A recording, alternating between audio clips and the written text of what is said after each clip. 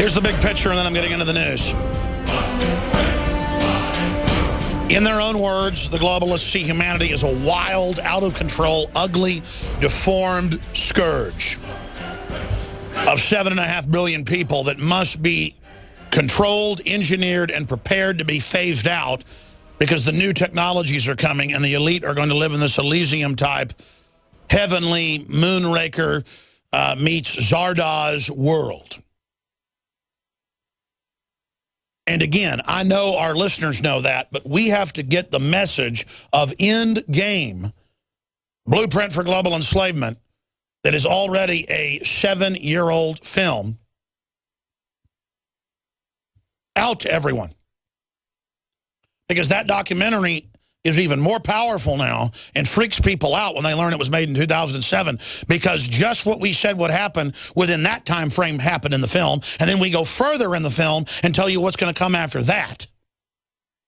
Because the globalists have a blueprint, and they just tell the unwashed masses that nothing exists. Fluoride's good for you. There's nothing bad in the vaccines. No one's listening to you. No one's tracking you. I love you. I love you. Welcome to Costco. I love you. To quote Idiocracy.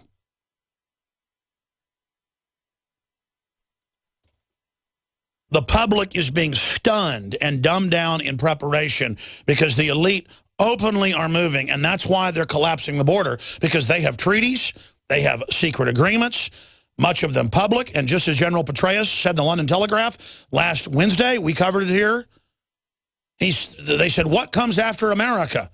In a public symposium. And he said, North America. And that means North America, not where Mexico evolves, becomes a freer state and Canada does, and with high tech it just becomes we're all open. No, no, no. We become a giant Mexico City.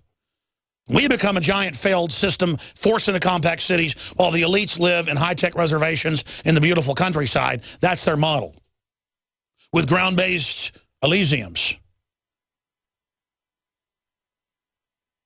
It's all being thrown in your face with predictive programming.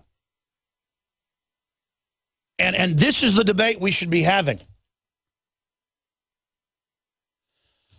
And now they're moving on every front. I've told you over and over again, as we come towards this flashpoint, you're going to start seeing major proxy wars, major dollar devaluation, major global currency devaluations, building on the crisis while the globalists ride the crises they've helped create and exacerbate into global governance, world taxes, world regulations on the ashes of what was there. And you'll still have euros, you'll still have dollars, you'll still have yens, you'll still have yans. They'll be all globally based in an SDR, strategic drawing right based system that the globalists control and, most importantly, tax. They don't just want the power to issue and control the currency and be able to buy the world up with it. It's a magic trick, like an unlimited credit card. The Federal Reserve, which is the European bank front here in the United States, the Rothschild bank front on record, has an unlimited credit card, but it's even better. They get all the goods and all the ideas and all the treasure and all the real estate and all the treasure hoards and all the art. You get the debt. When you banker bail out them, you suddenly are their debtor in Spain or the United States. That's why there's now in the Fed rallies all over Europe where they call it in the Fed. They call their private banks the Fed, knowing it's the same octopus.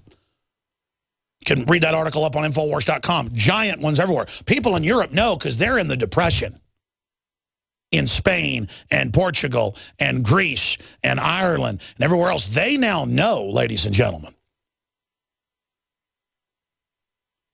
And so as all of this unfolds, as all of these crises accelerate, the globalists are setting up the police state to try to suppress the public. But that's not going to work if the public looks past Obama, past Boehner, past Cameron, past Merkel, past all of these puppets to the globalists that, of course, they want to meet in secret. Of course, they don't want you to know what they're up to and doing. And just say, there is no global government. There is no man behind the curtain. Move along. These aren't the droids you're looking for, because then that forces a debate and it's game over. Everything is in this article. If you understand this headline, you understand reality. And see, I'm suddenly seeing newspapers everywhere, even the New York Times, even the Wall Street Journal, go, did you know that the DEA creates fake cases and fake witnesses because they're really listening to everything in live time? And when they bust drug dealers, they don't want the public to know they're in the NSA. And so they then create a fake case for the indictment. But they don't even want to do that now. They're just getting the federal courts to rule they can listen without warrants to everybody. See? But the bigger story is the sheeple say, well, you know, they're doing that to keep us safe from drugs. No, no, no, no. They only bust the cowboys, the small level operators. The whole system is, again, to create monopolies and markets. So the globalists control the issuance of the currency and credit, but more importantly, with the new global SDR, they want $100 trillion in taxes per decade in one Tobin digital money use transfer. Once they make you go cashless, like Israel and England have both announced they're forcing cashless phased in within 5 years, they're penalizing cash, billboards saying it's dirty and bad. Why are they getting rid of it? Because they don't need cash for black market anymore, because they'll just digitally ignore their black market. They want to shut you down and track everything you do and be able to raise taxes at levels to where you can't stop anything they're doing. Go read the article on Infowars.com. UK begins beta testing cashless society. That's why the ultimate sin will be selling oranges or watermelons on the side of the road or corn. The ultimate sin will be buying cheese from Amish. The ultimate sin will be a lemonade stand. As the media says, we're talking arrest. You don't do it, because they're going to shut everything down. You've seen beef prices more than double. You've seen overall meat prices up 40+% in the last year. You go into a diner, it used to be $10 to eat, it's 20 now. You know why? They're devaluing the dollar, and they're shutting down the farms and ranches everywhere. You can't do business. You can't survive. It's all rigged. Beef prices are record cost. You'd think ranchers would be rich. It's all rigged with the computers. There aren't real auctions anymore. I had a stack of news on that yesterday. Will you guys pull out the stack where the World Bank sounds alarm on sharp rise in global food prices, AFP. What does that mean? It means there'll be riots, there'll be revolution, with the globalists controlling and steering the social networks to shut down the revolutions they don't want and to push the communist and socialist ones they do, which get people deeper into the trap. Consumer price rise sharply in May. The Fed say it jumped 0.4 after rising 0.3 in April. Does anyone believe it only went up 0.4 in a month? And 0.3 before that? Does anyone believe in the last year it went up 2.1%? Food prices, ladies and gentlemen, are exploding. And again, the media is like, it's good you're poor now. It lowers your carbon footprint. It's good all this is happening. It's good everybody can't, has to carpool or can't afford to go to the park anymore. But they built us in sprawl where we won't survive now as they turn us off. It's designed to destroy us, not to make us more efficient. That's why Petraeus, said, it's good that we're bringing in all these illegals. We need a bigger population because you kill 53 million Americans with abortion. So you replace them with unskilled women with 3 or 4 kids or people with diseases?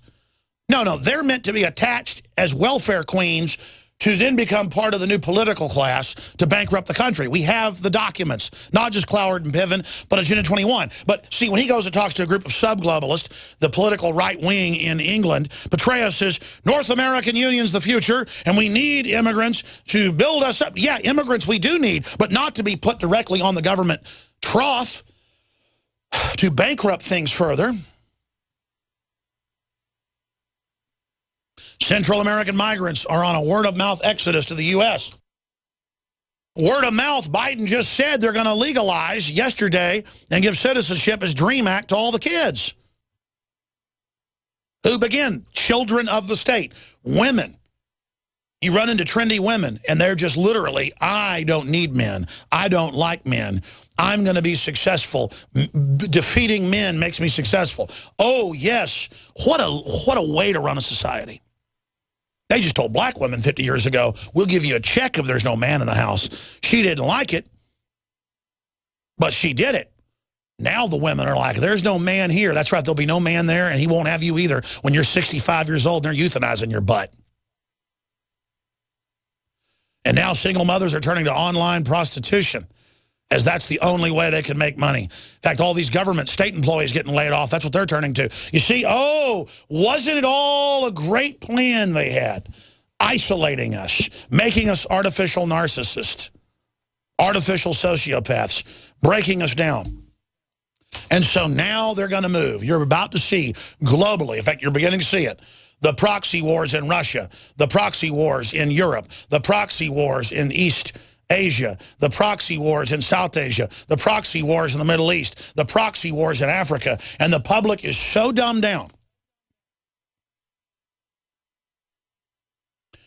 that Dick Cheney and Dianne Feinstein and all the usual suspects can say, see, we do need checkpoints and Homeland Security and increased funding, and we need to continue all these programs that take your rights because Al-Qaeda is everywhere.